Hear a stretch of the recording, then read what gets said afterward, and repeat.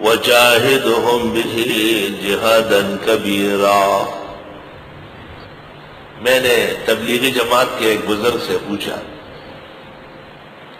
کہ تبلیغ تو سر آنکھوں پر ہے، لیکن تبلیغ کو علم سے کیوں ناراضگی ہے؟ آپ لوگ علم سے کیوں دور ہو گئے؟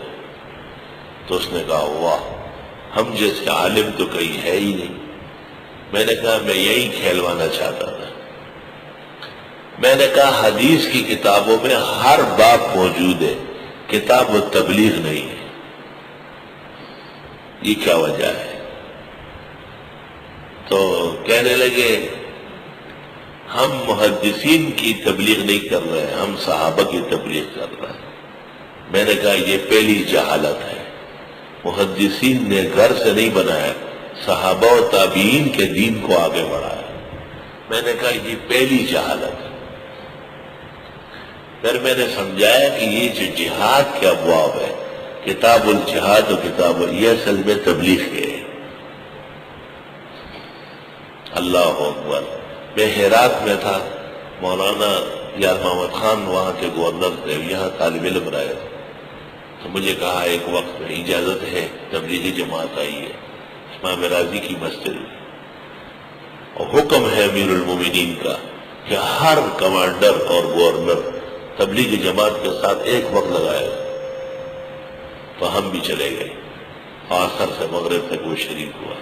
نے کہا ہمارے امیر المومنین کا حکم ہے کہ افغانستان میں جس جگہ تبلیغی جماعت آئے، یہ ان کے جہاد کے قائل نہیں ہے، اور انہوں نے اپنے گورنروں کو حکم دیا کہ جب بھی تبلیغی جماعت آئے تو کمانڈر ان چیف یا گورنر وزیر 3 دن میں ایک وقت پورا دے گا، بیٹھے گا، لازماً بیٹھے گا، یہ گورنری کا کام ہے، کیونکہ وہ اہل حق ہے، وہ اہل حق ہے۔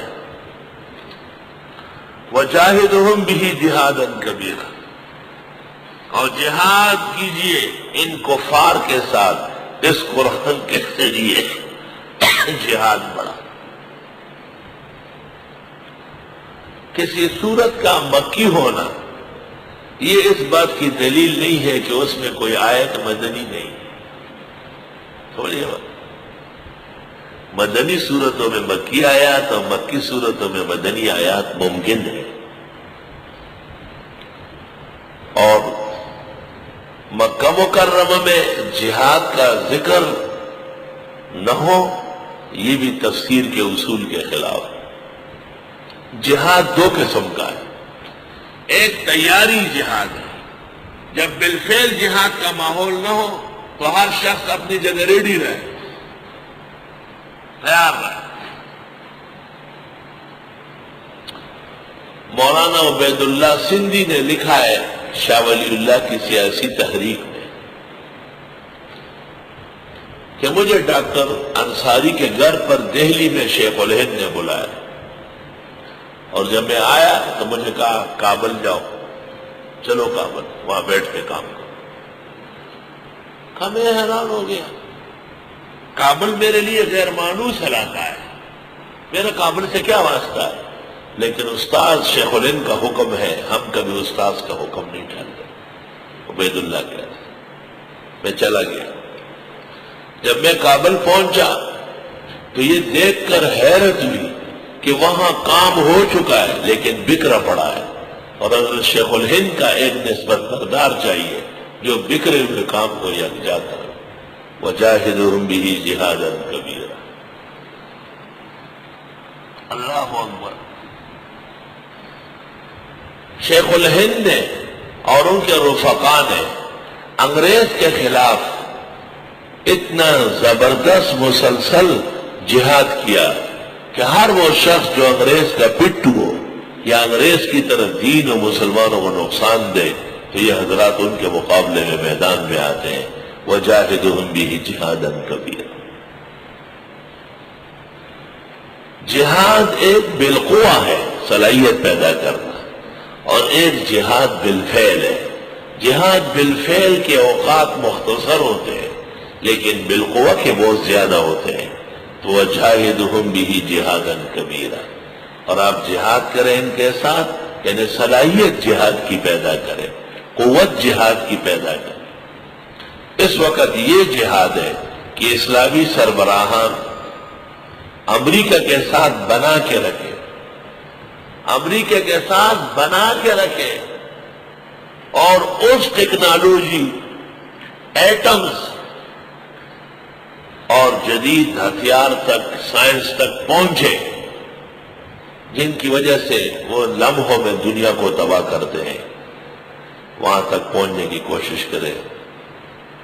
بھلے بش بابا کی خوشامد کرنی پڑے، چاپلوسی کرنی پڑے، جو بھی کرنا پڑے، جہاد کا حکم ہے۔ الا متحیزا الی فئۃ او متحرفا لقتال، پینترے بدلنے کے لیے سب اجازت ہے۔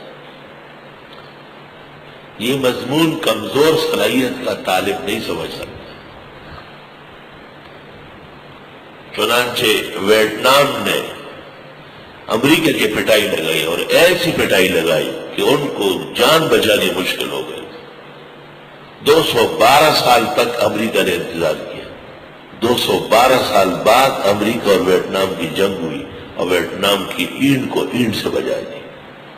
تو کافر 212 سال انتظار کرتا ہے، ہم بھی 200 سال سے زیادہ انتظار کر لیں گے، اور ہماری نسل آئے گی، ہماری اولاد آئے گی، وہ کہیں گے کہ ایسا افغانستان کی بنی ہوئی اسلامی حکومت خواہ بہانہ بنا کے تس نس کیا، اور عراق کے لیے ناحق بہانہ بنایا اور اس کو ٹکڑے ٹکڑے کیا، اور تمام اسلامی ملکوں کو انہوں نے یرغمال بنایا تھا۔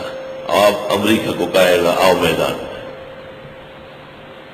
آؤ میدان میں، اور پھر امریکہ ان سے معافی مانگے گا، علاقے پیش کرے گا، ریاستیں دے گا، اور وہ یہی کہیں گے کہ آپ کے ایمان میں صبح صبح جھنڈا لہرانے کے ساتھ خدا کی توحید کا ترانہ ہو، اس کے بغیر کوئی چارہ کار نہیں۔ میں نے ممبر سے بڑی باتیں کہی، لیکن افسوس کے لوگوں میں قدر نہیں۔